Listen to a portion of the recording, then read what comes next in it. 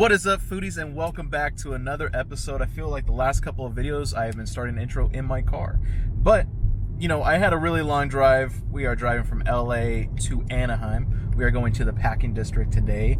We're gonna hang out at the hotel, and then we're gonna hit up Food and Wine at California Adventures. So there's a lot of things going on today. We have the Clipper game going on. You got the Laker game going on tonight. You got a boxing match in Vegas. So a lot of people are out, especially in the LA area. It is taking forever to get to Anaheim, which it usually does.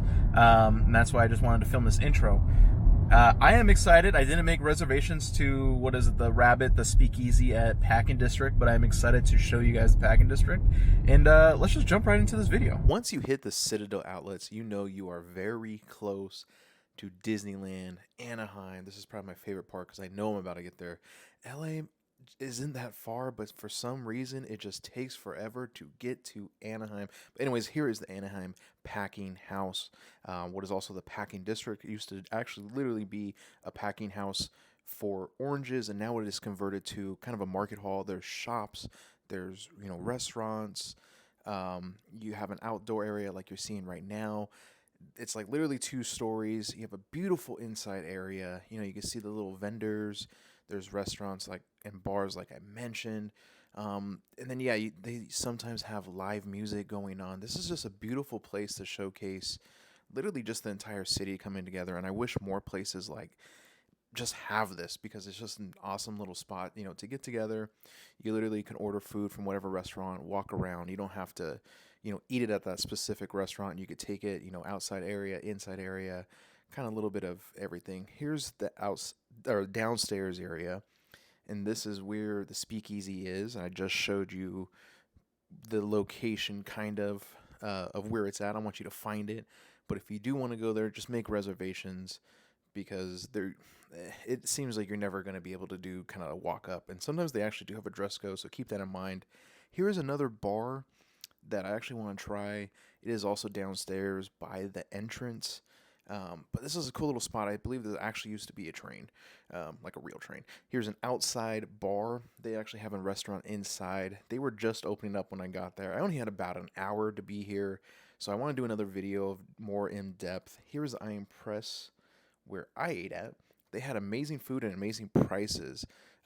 We ordered the food, and then we took it over to my favorite bar, the Hammer Bar. They make amazing cocktails here. It's just, just look at this place. So for the sides, we got French fries with garlic parmesan. They were okay. They definitely could have had a little bit more garlic parmesan, as you can see. But the fries itself, they were cooked very good. It wasn't blowing me away. But that was, I think, like $4. Now let's get into the street hot dog. And this was phenomenal. Everything that you want in a street hot dog was there. They had bacon, onions, peppers. Man, this was really good. It was also extremely hot and humid, so of course I had to get a tuna Sammy. And this was probably one of the best tuna sandwiches that I've ever had. This was on squaw bread, which I'm not a huge fan of, but for whatever reason, the alfalfa sprouts, the tomato, the vinaigrette that they also had in it, it just blew me away, especially on that hot and humid day. This is exactly what I wanted. Now, I ordered a drink at Hammer Bar. He actually forgot my drink, so it took about an extra 20 minutes. It's fine. It's not a big deal, but he actually gave this, drink to me for free, so I tipped in really good, but this was an old-fashioned, and all the drinks that they make are just amazing. I literally love everything about this bar and this place.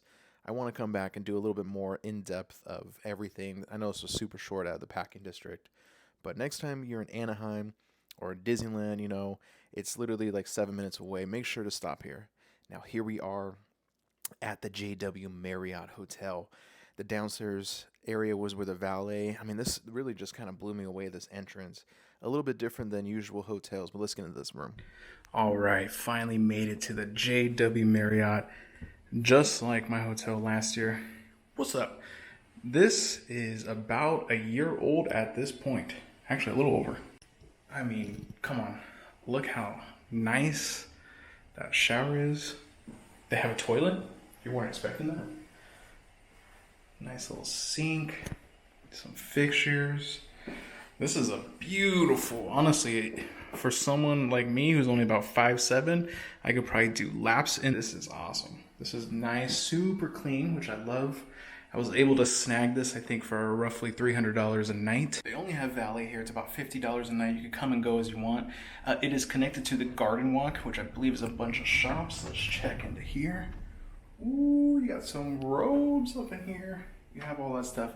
It also is $25 resort fees, but you do get that back if you send it to the room. I honestly love the aesthetic of this time clock. I don't know why I made it so difficult. Nice little fixtures. I really like the way they designed this entire room. Beautiful king size bed. Wow. And then you come over here, nice little lounge area. And then you got a little fold out couch, or fold out bed into a couch. Let's get into this view. Let's get into this view. Ooh, okay, it's not the best view. You could overlook La Quinta. I don't know where Disney is at. A nice pool view. I mean, dude, honestly, this pool looks amazing. This whole area looks pretty cool. That's inside the JW Marriott. This is a nice, decent, it's a decent view. Let's not get carried away. It's a decent view. Make our way. This TV is probably bigger than the one I have at home. I honestly love everything. Like I said, the aesthetics. This looks nice. Oh, Keurig. Moment of truth. Do they have coffee? They do. Last time they did not have coffee, but here it is. I am still going to go to the coffee store downstairs. Let's see what they got in here. Some cabinets, a fridge. So I'm just ready to explore. I heard there's a lot to do at this hotel. I think they're doing like free wine tasting right now. There's a bar in the lobby. I believe there's a bar outside where the pool area is. It is connected to the Garden Walks, which is a bunch of restaurants and bars and shops, I guess. I don't really know. But so far, I mean, everyone has been super nice and super friendly here. But yeah, let's just go see what else this hotel has. So now we are actually at the bar. It's kind of cool that half of it is like shared with the pool and the other half is actually just with the hotel lobby. They had a really good selection of everything and they also have food. But here is like the JW, I believe it was called the Paper Planes. It yeah, it was this was good. It had Maker's Mark, it had a little bit of, orange in there, sugar. They made the bartender here was super nice, made really good drinks. Now let's get into the margarita pizza, and this actually blew me away. The crust was really good. It was a little floppy and greasy towards the end portion of it, but I mean, yeah, everything tasted super fresh. This is probably one of the better hotel foods that I've had in a really long time, so I highly recommend it. Now, this is the outdoor area going into the garden walk. I mean, I didn't really show the garden walk, but this is one way how you go to the garden walk and how you actually go to the upstairs rooftop bar. And here you are. You can see all the fireworks in the distance. Again, this isn't as cool as the West End. It just, yeah, I mean, the view isn't as good, but it was still a cool little spot. And in just in case you didn't know what a fire alarm sounds like, I thought this was funny. It sounds like whoop, whoop, whoop. So here we are at the rooftop bar, which they made us come back for whatever reason, but you can see how empty it was, so I'm not even 100% sure why. But look at this phenomenal view. They had a really good drink menu. The waiter who helped us is super nice. I had another, I think, whiskey drink, which was actually pretty good as well. I think the downstairs bar was actually a lot better, to be honest. But obviously you're here for the view. But let's ask Daniel on how his drink was. Give me an update on that drink, Daniel. It's good. I was expecting more of a margarita, but it's like a... Was it a margarita, though? It's a margarita, but just in this glass, kind of. It's a good drink. So here's the other section of the bar, which is actually, it seemed a lot cooler. Again, I don't know why they made us come back like 2 hours later when there was literally no one there. It made no sense, but it is what it is. So this was the other section that we were at. I got another old fashioned. They actually made that one really good. You can see California Adventures in the distance. Again, it's not as nice as the Westin rooftop bar, but it's still pretty cool. There's a little glimpse of the garden walks. Now, this is crazy. We didn't realize this at the time, but this was actually the dragon that caught on fire at Disneyland. This was insane to see. So downstairs, they actually did have kind of like a Starbucks or a coffee shop. They charge you $25 resort fees, but you can actually like send that to your room, so you get the $25 back. You're still spending it. It's not like it's free money. So I got this, a burrito. Let's just get into this coffee. This actually looks really good. This is Nitro Cold Brew. And it is good. It tastes just like what I would get from Starbucks. Like the vanilla Nitro Cold Brew. Pretty generic, but let's get into this burrito. It actually looks pretty good. So here is the burrito. It comes with free-range eggs, sausage, some cheese. The tortilla looks okay. It looks not bad. All right, let's get into this burrito.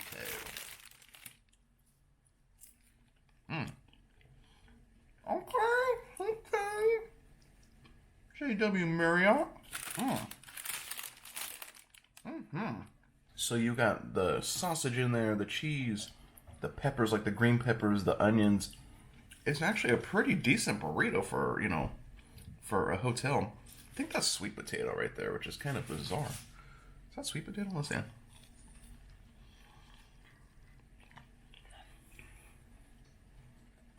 So this is actually like a solid burrito. And that was sweet potato, by the way, which I've never had in a burrito, period. You got your little small Tabasco sauce, which I love.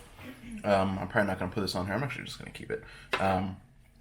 And yeah, I mean, this is a solid burrito. You have the cheese that's not fully melted, but that's okay right here. You got some eggs, you got some sausage. I'm going to eat this, and then guess what? I'm going to eat some more, and then some more, and then some more, and then some more. All right, I just wanted to do an outro. Man, I look like the Bernstein Bears. I think that's what the name is, with my bucket hat.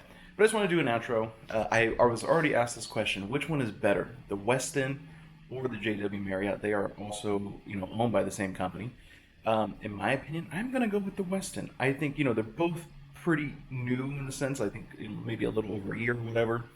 I think the way the Westin is laid out, the bars downstairs, and just kind of walking around that area is a lot better than the JW Marriott. I would say the people at the Westin were nice, not the actual workers. I'm going to talk about just the actual people that are staying at the Westin.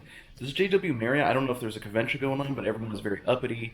I'm not the best dressed. I go for that chic kind of, poor look, and I'm down with it. Everyone else is wearing like a suit and tie, so you kind of get a little bit of looks if you're just kind of wearing basketball shorts and a vintage shirt. But I would say the staff here is super friendly, super nice, super helpful. Even the people at the downstairs or the lobby bar, super nice. When we checked in, it was super nice. The one thing I thought was weird is we went to the upstairs bar, and we didn't know we needed reservations. We probably should have known that. But we went to check in, and we were kind of just like, hey, can we go here? And the lady kind of just laughed at us like, oh, you don't have reservations? Come back in 2 hours. It almost felt like they were trying to treat it as like some Vegas, club or something, and it really wasn't even busy, so I don't understand that. But once we got in, the person who took care of us was super nice. So I would recommend both of these hotels, just definitely the Westin over this one. I think I also mentioned in my intro or whatever that this was like $300 a night. This was actually only at like $160, so that's a steal, especially when these Disney hotels and they charge an arm and a leg just for something very simple like Motel 6.